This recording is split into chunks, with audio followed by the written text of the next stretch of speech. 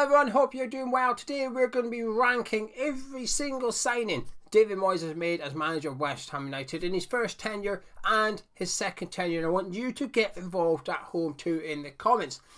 We're doing it as a tier list. We love a tier list here at Hammers Chat, and this is no exception. I've got his 14 major signings there along the bottom, and we've got 5 categories. At the very top, we've got the top signings, the bargains, the ones that have come in and been unbelievable. They're going in there. The next one down, we've got decent. You know what I mean. The good ones, the ones that have turned out to be a good signing for West Ham. Not quite the creme de la creme, but good. Then we've got so-so. Could be a few reasons you're going to put players in this category. Perhaps the jury's out. Perhaps they've come in and done what you expected. Nothing more, nothing worse. Maybe they've come in to do a bit of a squad filler role, and that's all they've done. Then we've got the not great. You don't really want to be in this category, do you? They've not been that good. We wouldn't have missed some. Perhaps it was a mistake to sign them, but not a bigger mistake as a very bottom tier, which is flop. Waste of money. They're going in here. It's just not worked out at West Ham whatsoever. Now you guys at home, I'm going to put the 14 players in the pinned comments of this video. Just copy and paste it into a comment and write which tier you'd stick each player in below as well. So, with all that explained, shall we crack on with it? I think we should. And you know something? I'm going to go with a bit of an easy one so far. Mr. Jarrod Bowen, top signing. Listen, he cost 20 million. He wasn't cheap. But I hate, do you know, I keep talking about this Room 101 thing. I'm going to do a Room 101 video soon. And it's something I put in there, which is, it's possible to cost a lot of money and still be a bargain, alright? I see some things when someone says it's a bargain and someone says, yeah, but it costs 50 million. How can you, that's still possible. A bargain means it's cheap, that's all. You get a lot more than what you've paid for. Jarrod Bowen was a bargain for West Ham. He came in at a pivotal time as well. We were in a relegation battle. We signed him and Tomas Soucek. He came in, got on the score sheet pretty much straight away and hasn't really looked back.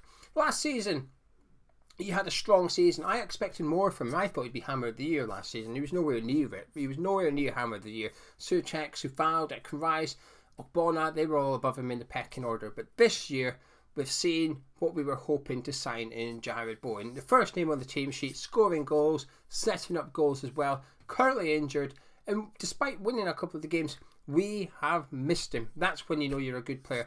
But I don't care if I do care if he's 20 million. I'm taking that into consideration. But even taking that into consideration, he's gone in to the top signing for myself. Next up, let's get Patrice Evra. Patrice Evra was free. He made a free signing look expensive. He did. He started 3 games for West Ham United. We conceded 4 goals in all 3 of them. In each of them, not as a combination, in each of them. I remember when we signed him, I wasn't too sure. I mean, obviously, his football CV is fabulous, you know, at Manchester United. But he came in, he was just dreadful for us. He didn't want to be at West Ham. He didn't need to be at West Ham. A bit of a desperate signing, I guess, from David Moyes, because we were also in a relegation battle then too. But what a horrendous signing that was. Made a free signing look expensive. That's how I sum him up anyway. Next up, we've got Joao. He's going in so-so or decent for me. I really liked him. I'm going to put him in decent. I think I understand why people perhaps would put him in lower tiers for this one. I really liked him. Got him in on loan and he did a job. I know I'm probably explaining why he should be in so-so rather than decent. I still remember that goal he scored. I think it was against Southampton. Absolute thunderous strike. But in a season where we were just starved of quality, we were struggling. We were poor that season under Slaven Bilic until David Moyes came in. And we were just not good. The football was dire at times as well. And it was almost like struggling to enjoy as a West Ham fan. You were turning up hoping to concede less than 3 goals, and if you did that, you might have had a chance of getting something from the game. You know, our best game that season was when, I think it was that season, was against Hull, when the post was man and match. This is how bad it was. Mario was a little glimmer of sort of a good footballer, if you know what I mean. He wasn't the best. Didn't have an impact as some of the other players we're going to go through. But I just really liked him. I was a bit disappointed that we didn't sign him going forward. I actually thought he would have suited Pellegrini more than David Moyes, which is funny enough, because Pellegrini did come in, we didn't do anything with the loan signing then. But yeah, Mario, I'm going to stick with it. I'm putting him in decent. Next up, we've got Darren Randolph. I'm going to put him in so-so. And the reason for that is we needed him at the time. We needed him to come in because we had Roberto in goal. We couldn't continue with that. David Martin had obviously played a few games under Pellegrini. David Moyes come in, and the first thing he had to do was get in a goalkeeper that could tide us over until Fabianski was back, and that's exactly what Darren Randolph did. He's still, as far as third choice goalkeepers in the Premier League go, probably got one of the better ones. I do think it's unnecessary. I don't think we need someone of Darren Randolph's ability as third choice keeper. I think it's unnecessary spending from our point of view. But we needed a goalkeeper. We needed Darren Randolph when we got him. Came in, did a job, and nothing more. That's all. Safe pair of hands for a few months. That was it. Vladimir Coufal. Now, this is a difficult one. Just to interrupt my own video for 1 minute and talk bollocks. Your bollocks, to be precise. While I'm sat here ranking the signings that David Moyes has made as manager of West Ham United, you too can make your own top tier edition over on Manscaped with the Lawnmower 4, the waterproof tool which comes with the guards that you need to reduce nicks as well as ingrown hairs and keep your downstairs looking good. I'm talking about Bowen in attack, Zouma at the back, but we've got to discuss you shaving your ball sack. You can do that over on Manscaped. West Ham saved a little bit of money on the Darren Randolph deal, and you can save a little bit of cash too on Manscaped using the code HammersChat. Head on over there, pop everything that you need into the basket, put in the code HammersChat, no spaces, one long word, HammersChat. It'll take 20% off absolutely everything, plus it'll give you free shipping. Now I'm going to get back to ranking, you're going to get back to, not that, no, you're going to get back to thinking about how you could save 20% over on Manscaped, get the Lawnmower 4, look good, feel good, you'll thank me later. Anyway, let's get back to discussing the signings of David Moyes. Last year, you'd have put him straight in at top signing. You wouldn't have hesitated. In he goes, right? He goes in there. Him and Soucek were the two best players for us last season. But this season, he's relegated himself. I'm going to put him in decent, and I feel a bit harsh, but this season, he's been that bad.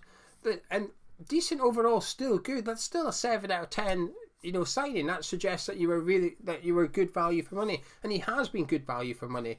But I'm looking at his overall tenure at West Ham. Like I said, first season alone, up at the top. This season, if he'd only played this season for West Ham, you'd be putting him in that flop. Let's be honest, we would put him down in the bottom two categories. So I'm going to relegate him a little bit to decent. I feel a little bit guilty for it. But as far as £5 million right backs go, he's still a really good signing. Still got a part to play going forward. But at the time of recording this video, which is obviously the international break, he's no longer our first choice right back. Even when he comes back, if he comes back after the international break fit, that's Ben Johnson's position now. That's his shirt. So foul, decent signing. Then we've got Craig Dawson. I'm going to put him in top signing, which is going to surprise a lot of people, including myself to some extent. You do need a little bit of context here. He was on loan initially, then only 2 million. Now, if he cost 20 million, he wouldn't be up there. I would not put him in the top signing for 20 million, but he didn't. He cost 2 million. As far as £2 million signings go, as far as a centre back, that might be our third or fourth choice going forward into next season if we sign a new centre back. I think he's really, really good for his role. I still have hesitations over him in regards to sort of being, he's not as good as Zouma. He's not as good as Ogbonna. I still think he makes one big mistake every game and usually gets away with it.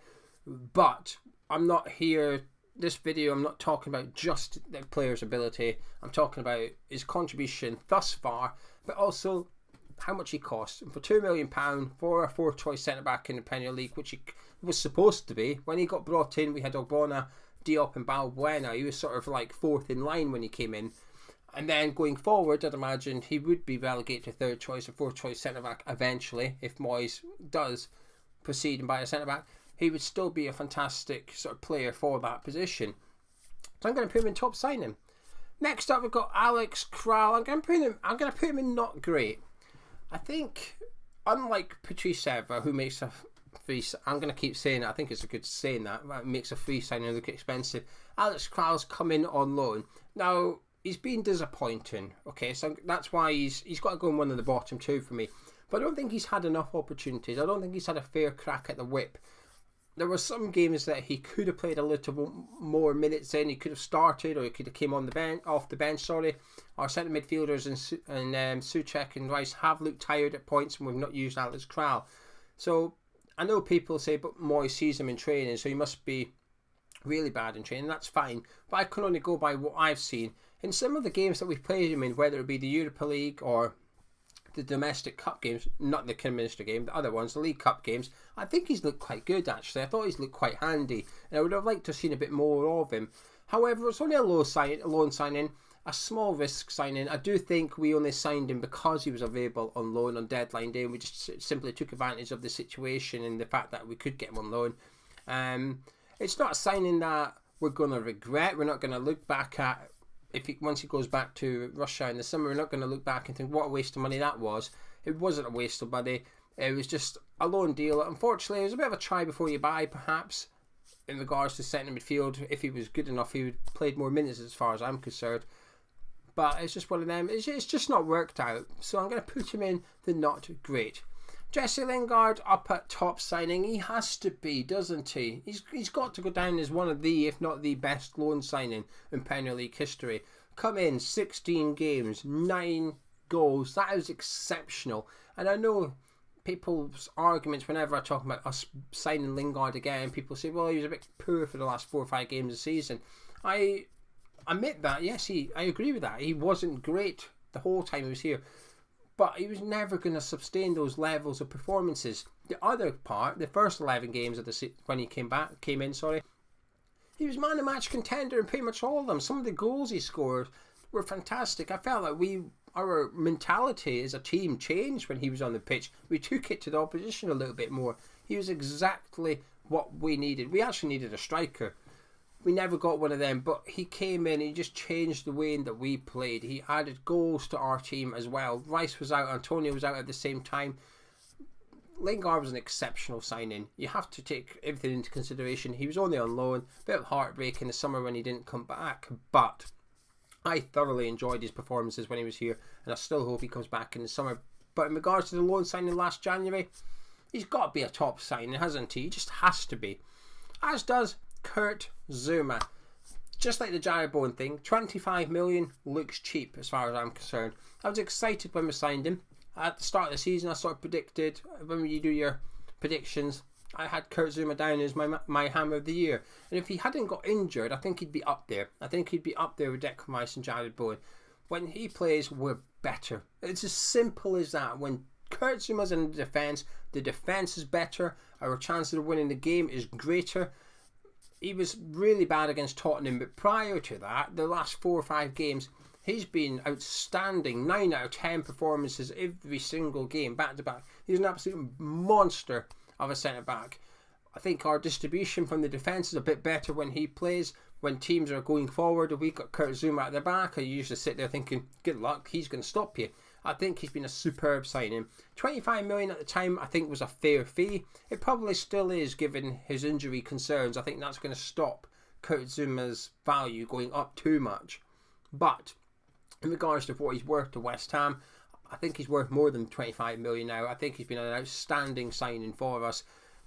With David Moyes is talking about this overhaul in the summer, when you look at West Ham's starting 11 at the minute, if you were to say who is guaranteed to start next season, regardless of who we sign, who starts, Kurt Zouma is one of the few, or maybe I say few, 5 or 6 names on the team sheet already. Kurt Zouma is definitely one of them. And you put it in on Sharpie, you're not rubbing that out, you're putting Kurt Zouma in Sharpie. Creswell you might put in Biro, right? Creswell should start, but we might sign a better, you won't sign a better centre back than Kurt Zouma. If we do, he plays alongside Kurt Zouma. Do you know what I mean? Next up, we've got Areola. So I put him in so decent. It's one of those two. He's not been a top signing, has he? He just hasn't been. He would have had to sort of nick the number 1 shirt off Fabianski in order to get that. But so decent. So decent. I'm struggling with this one actually. I'm tempted to put him in there. I will. I'll put him in decent. The reason I was inclined to put him in so, it's what I expected. He's not exceeded my expectations, even though I had high hopes for Kurt Zouma. I think some games he has exceeded what I hoped.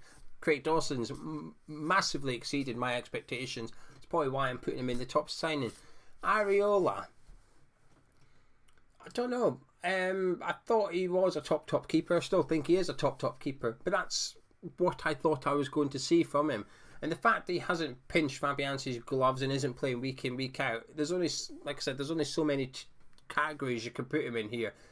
But a loan deal, in that regards, is a top keeper. I think, you have a look around the Premier League's keepers on the benches at the weekend. We've probably got one of the best one. I struggle to think of a team.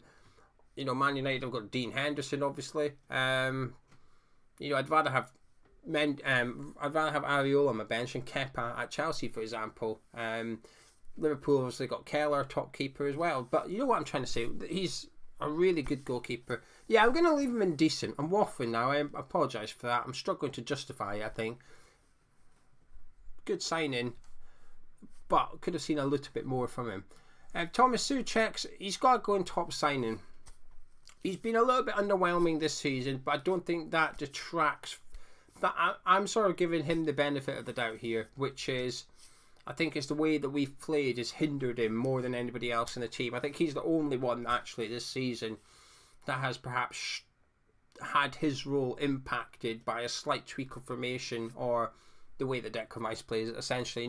Creswell's role is the same as it was last season, as is the centre-backs, the right-backs, Coufal. His role didn't change. Antonio's role hasn't moved, Bowen's, whatever. Nobody's role has changed bar Soucek's, because Declan Rice's has changed as well. I think that's hindered him a little bit. But there has been some games I think Soucek's played well this season. Not as many as I would have liked. He's not a Ham of the Year contender like he was last year. His performances have dipped, but I'm not going to punish him too much for it. What did we sign him for? 17 million plus a 3-4 million. It was about 20 million quid overall to loan him and then buy him. We also have to take in that other 6 months in consideration. Coufal joined in the summer. Soucek joined in January alongside Jarrod, Bowen. A massive part of the reason we stayed in the Premier League was the signing of Soucek. I would argue he was far more impactful than actually Bowen. That few months, Bowen scored a few goals and stuff, as did Soucek, but we were screaming out for a centre. We were struggling in the centre midfield area before Soucek came in. When he came in like that. From a foreign league, came in and he just transformed our midfield, transformed our team. It was a massive part of the reason that we stayed in the Premier League, and then a massive part of why we got European football. And for 20 million quid, which, and this is where I think sometimes context is important, centre midfielders in the Premier League do not come cheap. 20 million is a fair fee. It's not a bargain. It's not expensive. But 20 million, you don't know what you're going to get. You're in that gamble sort of area, aren't you? Far exceeded the transfer value. And while he's had a poor season, I think he's worth a lot more than that now. So Soucek, he's gone in the top signing as well. Got Jordan Hugill, sorry mate. Charlie will be upset, but he's got to go in the flop, hasn't he? I'm still convinced we signed him in case we got relegated. You won't convince me otherwise.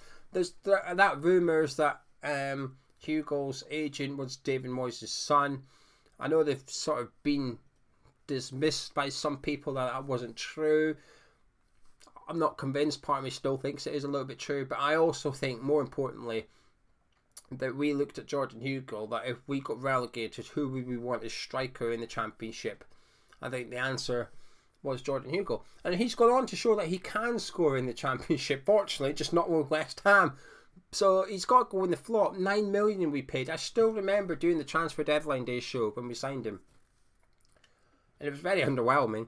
But Preston fans were coming into the live chat on the deadline day show laughing, saying thanks for that, you've well overpaid. And they were basically saying, he's not even our best striker, you've signed our second best striker for well more than he's worth. And we never saw him at West Ham. I feel a bit bad putting him in flop because we didn't really get to see him. But I'm not judging Hugill. I am judging the transfer. 9 million for a player.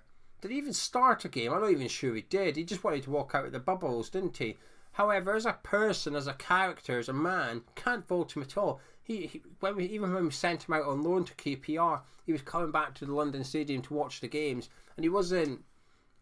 He might have been in the corporate section or that in the ground, but he would get the train to Stratford and walk through Westfields out to the ground. He wasn't in the team hotel or anything like that. He walked with the fans when he got asked, do you regret going to West Ham and stuff, and you can understand if he said yes, because it was a bit of a waste of 6 months for him. He says no. He says, no, I got to train with the best players I've ever played with in my career. The coaching I received was the best coaching I've ever received in my career. So he's still very complimentary about the club. So this isn't a criticism of George and Hugill. This is a criticism of the transfer of George and Hugill. Nikola Vlasic, pardon me. He's got going so-so at best and not great at worst. It's between one of those. It depends how harsh you want to be. Let me talk and then I'll decide which one. So positives, I still think there's a player in there, right? I hope, but the negative side of that comment is I expected to see a bit more by now. I've seen glimpses of something, but that's all, and it's not really much. And every time he plays, so if he gets a 10-minute cameo 5 games in a row, there's maybe only 2 games where actually I think, oh, there was something quite good there. The other 3, I almost forget he came on. So I expect to see something by now. However, my own rule, the GO rule of thumb, is to give players coming from overseas a year at the club to settle in, to get used to the Premier League, and judge them on the second season. But I'm not doing that with anyone else, am I? Also, this isn't his first time in England. He's not new to the Premier League as such, or England itself, in terms of settling into the environment. He's had his spell at Everton. That wasn't successful either. He was quite young, so you give him the benefit of the doubt there. I just expected to see a little bit more, so I'm going to leave him in not great, actually. At the minute, it looks like a bad signing. Not necessarily a bad player, but a bad signing that we could have used the funds better last summer. When you consider we didn't spend loads last summer, what did we spend? 25 on Zouma. I know Vlasic is worth 27. There's some that we've only paid 20, and the rest are add-ons which we probably won't meet and stuff. So I don't know, we spent about 50 million? Areola and Kral, so we spent about 50 million, say. Half that money is on a guy that's not really done much. So what could we have done? We spent that 25 million elsewhere. You look at some of the players that moved during the summer. I know Broha was on loan, but you can look at other strikers that have gone elsewhere, perhaps performed okay. Could we have got a centre midfielder in, perhaps? Could we have got a different left back in that would have, when Cresswell was out injured, they could have replaced him? Because Vlasic hasn't really contributed much this season. As far as I'm aware, off the top of my head, he's got 1 Premier League goal, and that was against a Watford team when we were 3-1 up. Yeah, I'm going to put him in not great, but next season he's really got to show something, otherwise he's going to be going into the flop category, because it's a hell of a lot of money to get wrong. And that leaves one man, Said Benrahma, and yes, I've left him last on purpose, because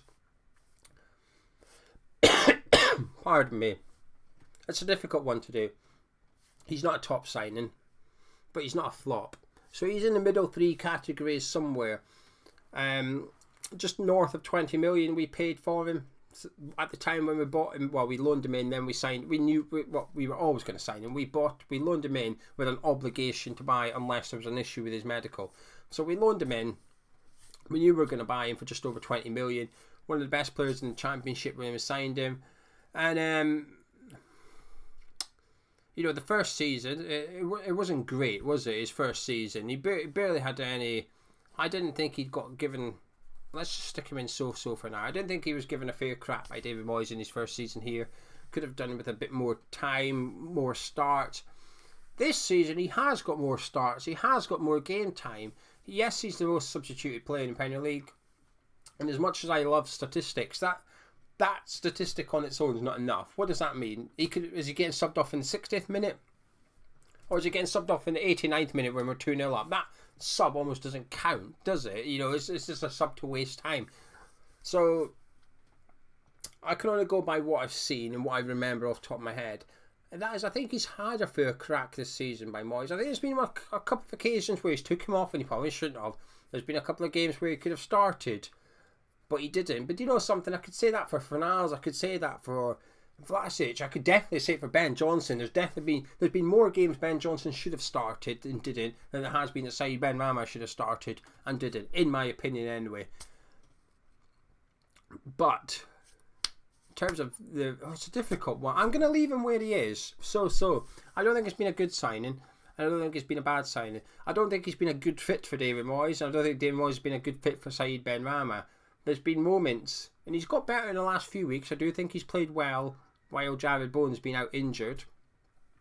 And listen, Soucek is what it is. It's not a flop. It's not a bad signing. It's just an alright one. And that's what I think he is. He's alright. We spoke about, well, you didn't, I did. I spoke about there being, if you wrote down your starting 11 for next season, you wouldn't write down Said Benrahma, would you? Some people might. But I think that's because you're one of, and this is, with grace of respect, one of Said Benrahma's biggest fans. You love Said Benrahma, and that's okay. You're allowed to do that. But do you think David Moyes is writing him down? No, I'm not convinced at all. I think Benrahma's closer to being sold by David Moyes than he is going into the starting 11 for next season. So it's a transfer that hasn't worked out, but it hasn't flopped. But bear in mind that we signed him 2 years ago nearly. It's probably not good enough, is it? So I'll leave him in so-so, but that's because I'm bottling it, to be honest with you, more than anything. So there you go. There's my signings for David Moyes. I've not included any of the youngsters. So Orco Flex and Frederick Alves. I'm pretty sure we signed Frederick Alves when Moyes first came. Pardon me. When David Moyes first returned, I'm pretty sure we signed Frederick Alves. There's no point doing him. These are low risk, low monetary value transfers. Some will work out brilliant. The ones that don't, hopefully we can get back what we spent on them. So I'm not going to do them. So there you go, 14 players. I've got 5 in top signing, 3 in decent, 2 in alright, 2 not great, and 2 complete and utter flops. Overall, not too bad. I think half of these players are sort of stuck. You know, you guys at home, I want you guys to get involved in the comments. I think Dawson may split a few. I think Soucek may split a few, as will Zouma. I think most will have Bowen and Lingard up there. I think most will have Hugill and Evra at the very bottom.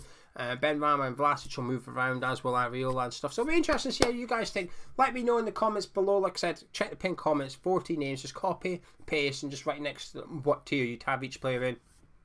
You enjoyed this video? It's a bit different, a little bit fun. Drop a like on it, subscribe to the channel, and if you want to see me do more rankings, let me know, because next up we've got Pellegrini or Slaven Village. I'm happy to do one of them. Just let me know. I'll catch you in a bit.